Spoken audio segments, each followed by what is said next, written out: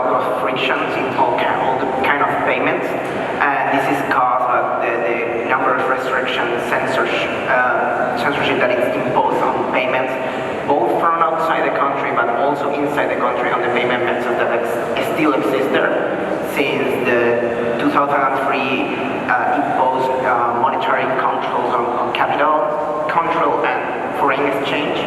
So people have been forced for the last 15 years to use their local currency only in all trades. So this adds a lot of frictions because of the inflation on the currency in the country, and it adds a lot of difficulties on people who want to trade or do commerce. Absolutely, and Diana, adding on to that, how bad is the hyperinflation that we're seeing, and how bad are the government's controls over people's bank accounts and the flow of money into and out of the country? Well,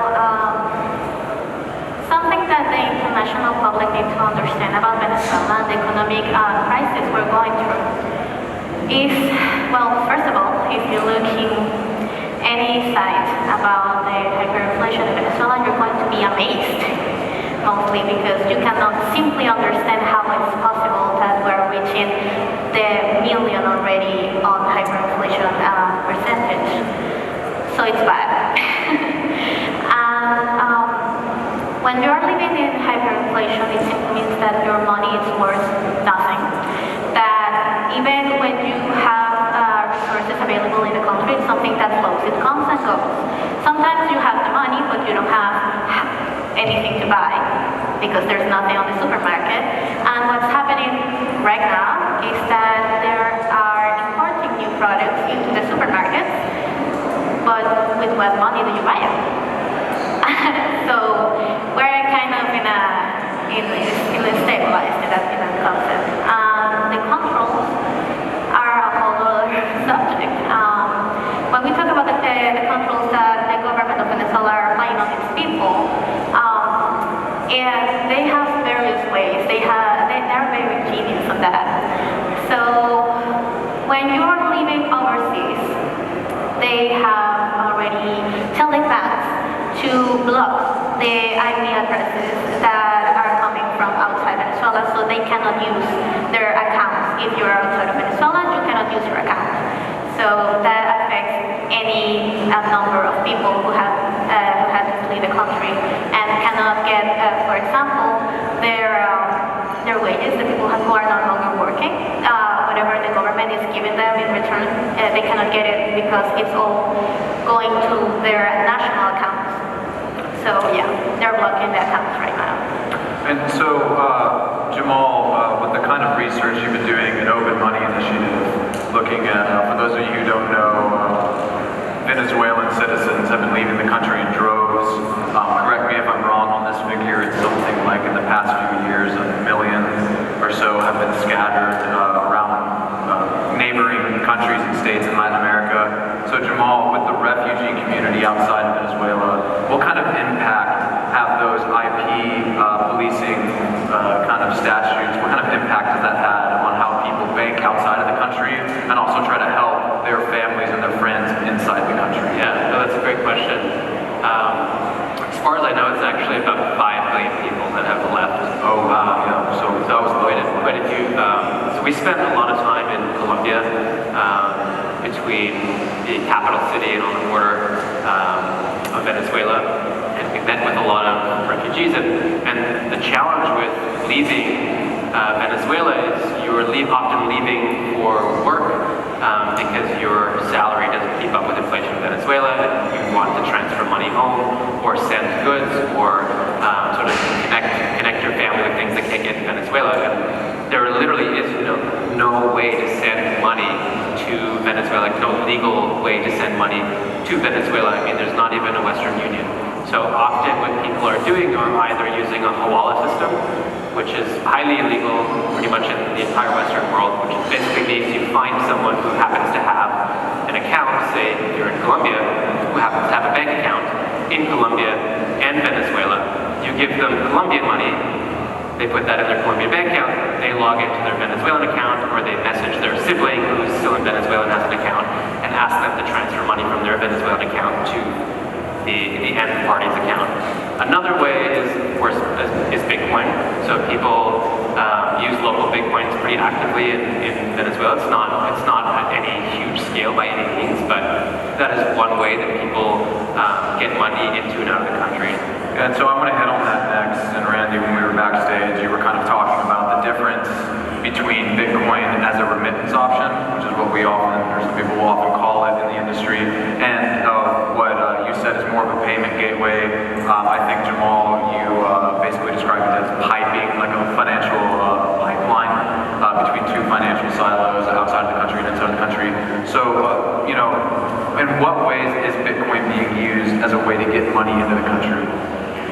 Yeah, well, the people outside the country that are earning enough money to make saving, so they can convert that into Bitcoin.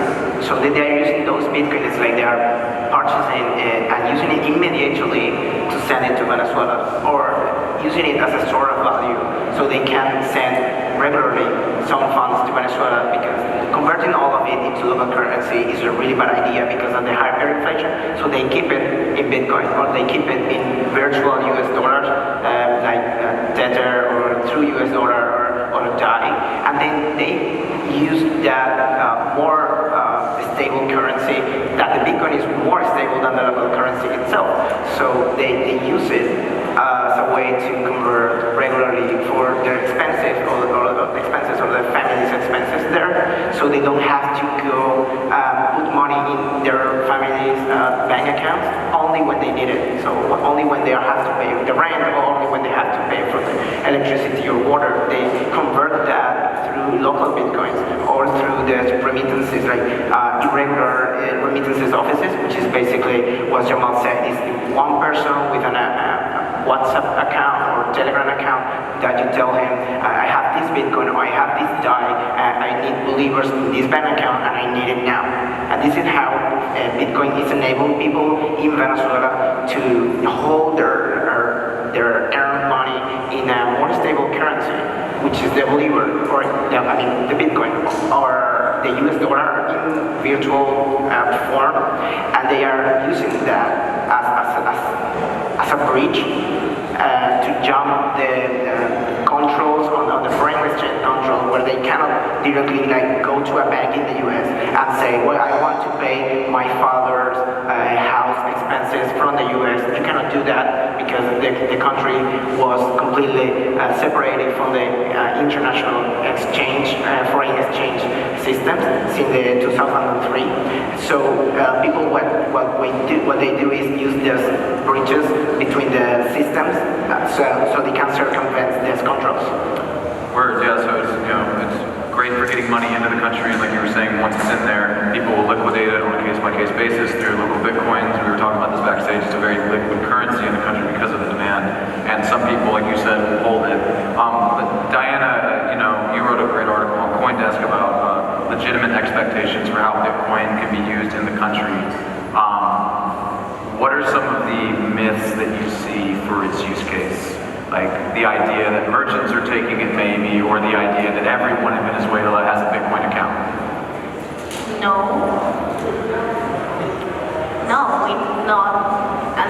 we're not using Bitcoin commonly in Venezuela, even though it's an alternative, a quite usable one, because it's an excellent way for remittances, for example, to get actual resources into the country by buying them overseas, then sending them, shipping them. The actual way Venezuelans are using cryptocurrency right now is mostly by mining and also by trading, okay? So what normal people do, what I did personally while I was working, I was paid in Bitcoins, and I helped my family that way. I still do. So basically, you just look to pay for the most basic stuff. I obviously don't go to Amazon and try to buy something with my Bitcoins to get food into my house. So what I would do, and what many people that I know do, is just to go to local Bitcoins, get just the right amount for you to eat that day, It's just to turn funds into something you can use inside of the country.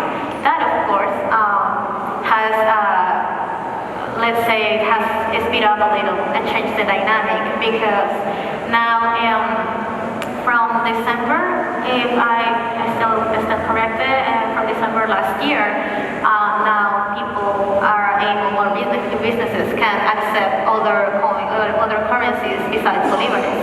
Now, there was, I don't know if you guys heard, back in March, not so far ago, the country went through an electricity crisis.